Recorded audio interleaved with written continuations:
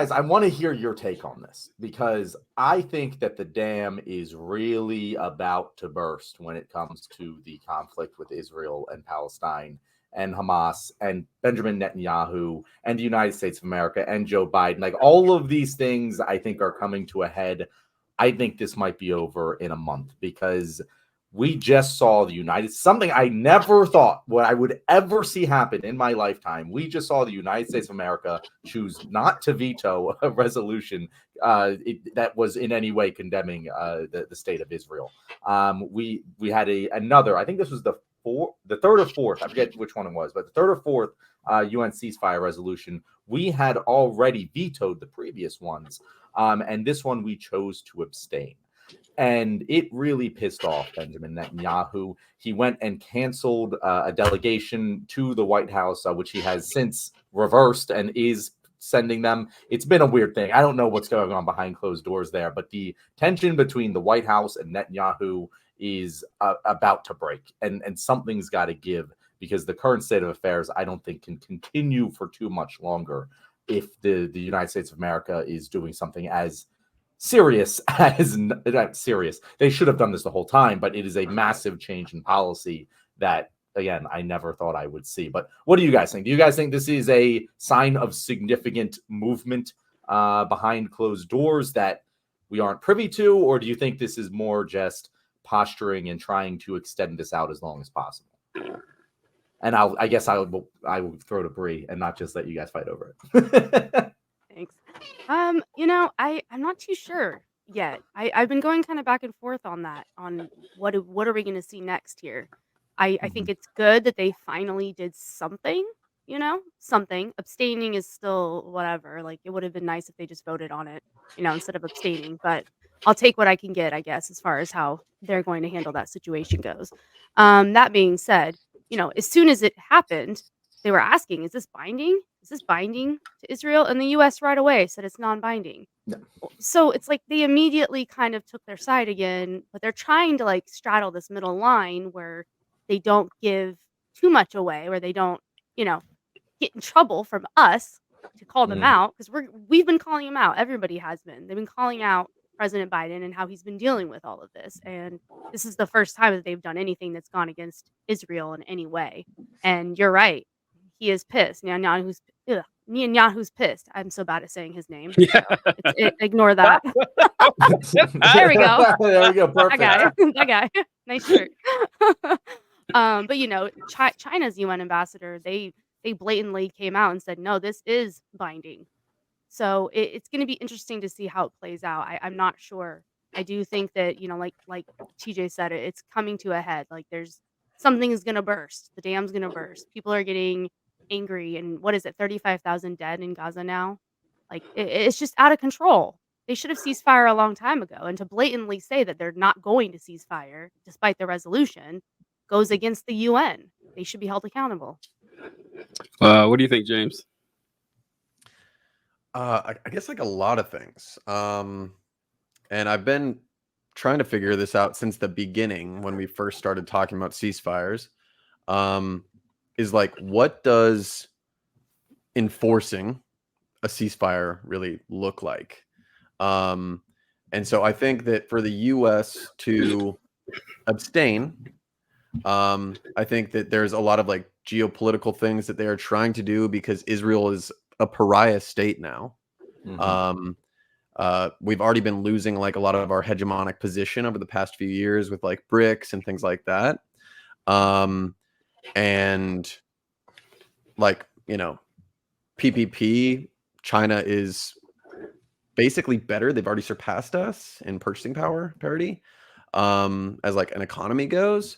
I'm glad you said that because I thought you meant, like, I first heard payroll protection plan and I was like, wait, what the fuck is he talking about? No, the PPP loans, how are they related? Yeah. Oh yeah. And they defaulted on all of them. And so I think that the US, there's this thinker, Origi, and he talks about hegemony comes from like moral dominance. Like you are the moral power in the world.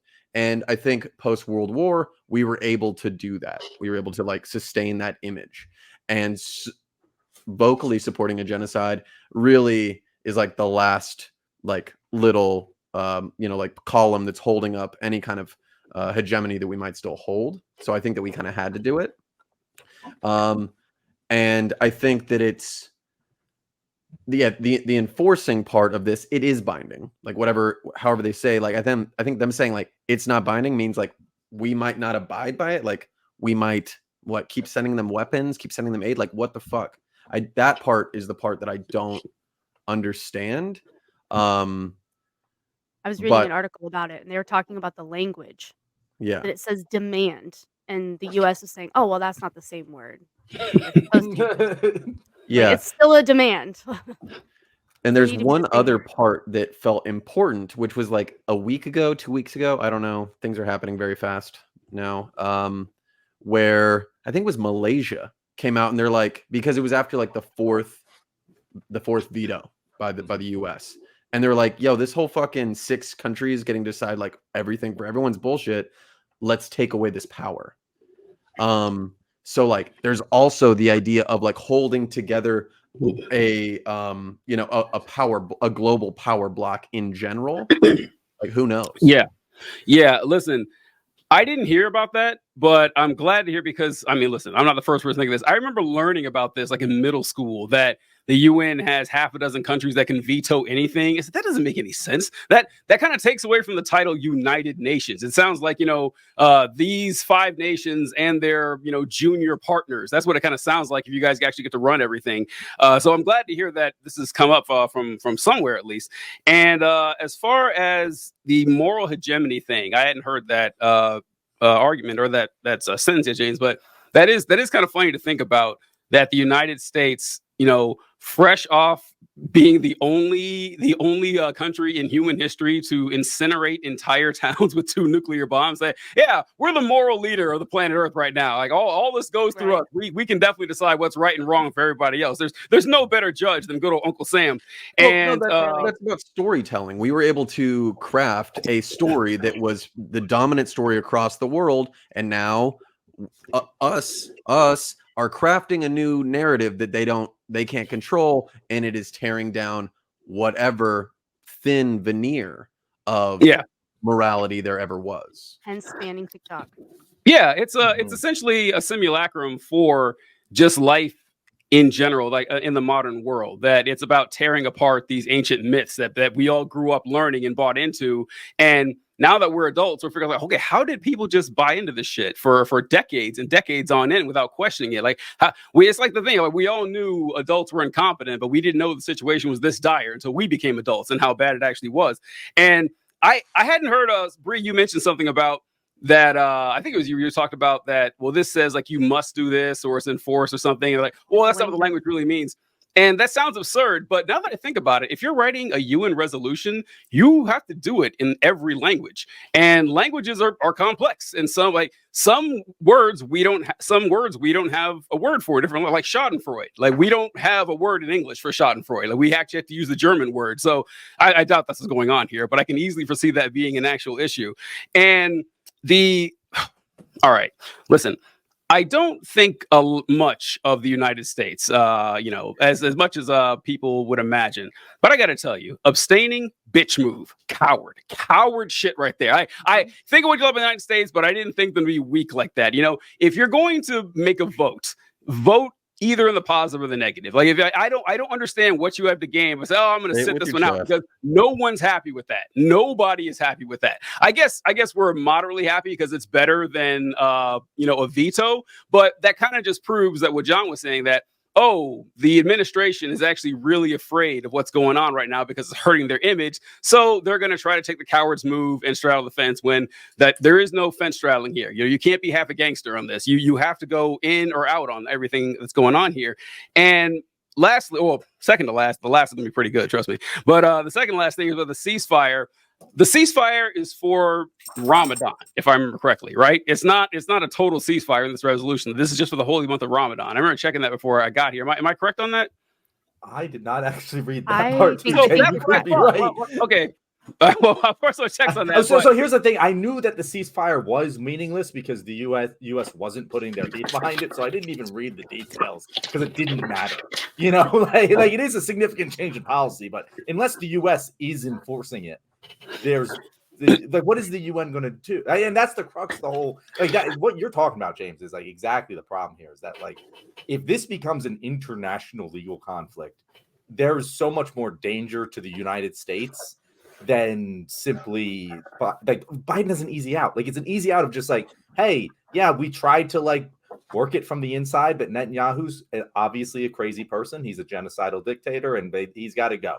And that's, Biden has to snap his fingers and do that. But the longer he plays this game in the middle, it's just like, it can blow up the whole thing, because now we have Malaysia saying the thing that everyone has been not saying, which is, yeah, no rational human being would ever agree to this separate, like this structure of powers as being the right thing to do. It only exists because those in power have made it that way. And exactly. We don't talk about it. That is the only two reasons that this continues the way it has been for the last 6 years. And it's going there because yesterday when the resolution passed or whatever, what did Israel do last night? They blew Rafah to shit. Mm-hmm. Like, either Biden's got to have balls. I mean, he doesn't. I don't even like talking about, like, I'm a policy wonk. Fuck Biden. But either, like, we're going to have to be very firm in the consequences of them continuing this, which we're not. Like, abstaining, the UN, we can now say that, like, we allowed a thing to pass, whatever. But they're continuing to bomb. Mm-hmm. They're not abiding by this, and they've said it vocally that they're not going to abide by this. Yeah. So is it, if we don't do it, we've abstained, are we going to, like, Switzerland during the World Wars kind of a situation, while, like, Europe tries to amass? No, we'll be involved. Yeah, like, what'd you say, Bree? I said we can wish we could abstain, but we'll always be involved because they can't stay out of it. Because if we stay out of it, like, that's the worst case scenario for U.S. hegemony, is to just throw our hands up and be isolationist. Like, we need to be controlling whatever the outcome is, or else we run the risk of China coming in and winning that moral favor and stopping the genocide. Like, that would be the worst case scenario, I feel like. Please, she. So I pulled up the article I was reading earlier, TJ, just to give you the exact language. So the resolution uses the word demands. It demands a ceasefire. It demands the release of the hostages. However, the word that they're supposed to use is decides. Demands sounds more enforceful than decides. It's true. It's true. They're demanding something. So that's the language that the U.S. is saying makes it non-binding to Israel. Interesting. Didn't know that, but I did look up too more because I was curious myself that the Security Council demands an immediate ceasefire in Gaza for the holy month of Ramadan. 14 members voting in favor. United States abstained 3 days ago. So yeah, this is it's a temporary ceasefire anyway, which we were mocking that when Harris was calling for that 2 weeks back. And my whole opinion on this is that if there's a temporary ceasefire going on, that means you're not taking this seriously. You're not. I'm sorry. Like, if this is an actual war that I'm worried about my survival and it's a legitimate threat, I'm not going to take time off. I'm sorry. I'm not. It's not. And I never bought into that. It's kind of like during World War I. You guys know about the Christmas ceasefire they had during World War I, when like the British and the Germans started playing soccer with each other and everything. It's nonsense. But you know about that, Bree? Then they were like, back in the trenches, boys. It's a wild Sounds story. insane. Yeah, it was right in the middle of the trench warfare, and it was Christmas Eve, I think, the evening on Christmas Eve. Good job, TJ. But a German soldier was singing Silent Night in German, and as German people singing, and a British soldier overheard him, and he recognized the song and started singing it in English back to him. And then the German soldier wandered out into no man's land and was kind of waving, whatever. And then the British soldier came out too, and they exchanged like cigarettes and candy and stuff. And then other soldiers started flooding no man's land, and they were playing cards and playing soccer and everything. And they did this the entire evening, and until the commanders found out about it and called around and everything and got everyone back into the trenches, and they started blowing each other's heads off the next day. It just kind of speaks to the absurdity of war, but specifically World War I, which is one of the more absurd wars that's ever existed, and the loss of millions and millions of lives. But I wanted to end on this addressing James and his apparent mission to get the show canceled by not only the topic you brought up last segment, but holding up the shirt with this one. One for every segment. I can't wait to see what the other two are. Hats off to this guy. They're ready. One last thing I wanted to end on, TJ, because my favorite part of this entire thing was the following quote from, and of course there it goes. So this is from Kirby, right? And John Kirby says the U.S. was perplexed by Netanyahu's response, noting that the resolution was non-binding, and arguing that in addition to being consistent in U.S. policy, that the U.S. gets to decide what our policy is. They're saying that it does not have key language that we think is essential, but it does fairly reflect our view that a ceasefire and the release of hostages come together, and our vote does not, I repeat, does not represent a shift in our policy. And I'm like, what are you talking about? It does not represent a shift in your policy. That's the most absurd thing I've ever heard. It's literally a different vote. Like it's the most, and Biden has gaslit us a lot. And I rarely say this, but I agree with Netanyahu here. That was fucked up. Like I'm clipping you there. I'm clipping that. Yeah, right there. I agree with Netanyahu. John Cooper agrees with Netanyahu.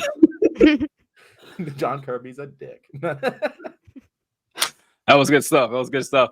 Bree, I was afraid that they had got to you. I thought that James's plan to picking us off one by one. They mixed up our addresses. No. His next shirt is just Bree. That would be hilarious. It's got little caricatures of me, Bree, and John. Bree's got an X through already. Get out of here. Bree Savage didn't commit suicide. Just more headphone issues. It's fine. Apparently, if I leave and come back, the issue just fixes itself. So that's good stuff. That is good stuff. Yeah, it's so weird with the whole. We've been talking for months now, as I'm sure everyone has. Is like, even if with James mentioned that you're not like a huge policy wonk and you don't give a shit about how the Biden campaign goes. Just from a self-preservation standpoint, you think the Biden campaign would have handled this a lot better. It's just they've had plenty of time to do this, and they aren't idiots. They know what's going on. They see the fact that every time Biden or Harris go to give a speech, they have people chanting "ceasefire now," and then all their folks chanting what do they say? They say four, but what do they say? I can't remember, but it's something with the word genocide in it. And then they respond with 4 more years. And it's like, that's a bad look. It just sounds awful. So for the life of me, I'm amazed it's taken them this long. Even if you don't even look at the moral aspect of it, but just looking at the political aspect of it, it's a horrible miscalculation. I think they've been planning to lose this election the whole time.